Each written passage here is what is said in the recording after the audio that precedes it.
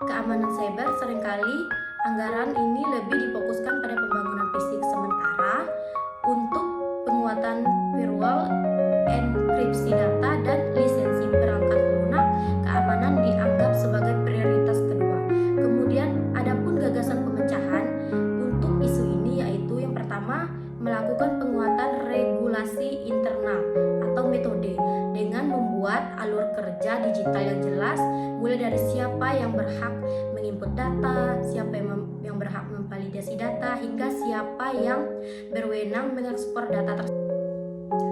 Kemudian yaitu peningkatan kapasitas SDM dengan melakukan sosialisasi mengenai keamanan siber dasar, seperti bagaimana caranya mendeteksi email phishing atau pentingnya pergantian kata sandi secara berkala pada sistem informasi perencanaan.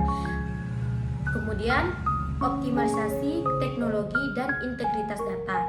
Hal ini untuk memastikan setiap draft dokumen perencanaan memiliki cadangan di penyimpanan yang aman atau server instansi untuk mencegah kehilangan data.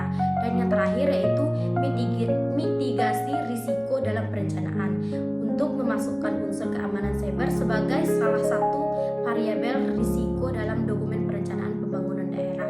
Adapun kegiatannya yaitu yang pertama menyusun SOP, identifikasi, sosialisasi, melakukan uji, dan yang terakhir yaitu melakukan evaluasi. Adapun komitmen pribadi saya untuk penyelesaian isu digitalisasi dan keamanan cyber ini yaitu sebagai ASN khususnya dalam jabatan perencanaan yang pertama, saya berkomitmen secara penuh untuk menjadi agen perubahan dalam transformasi digital dan penguatan keamanan cyber.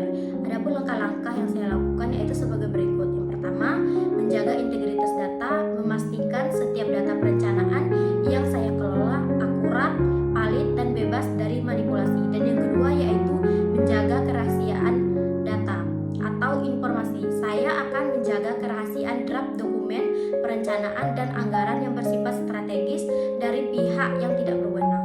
Kemudian yang terakhir yaitu meningkatkan literasi digital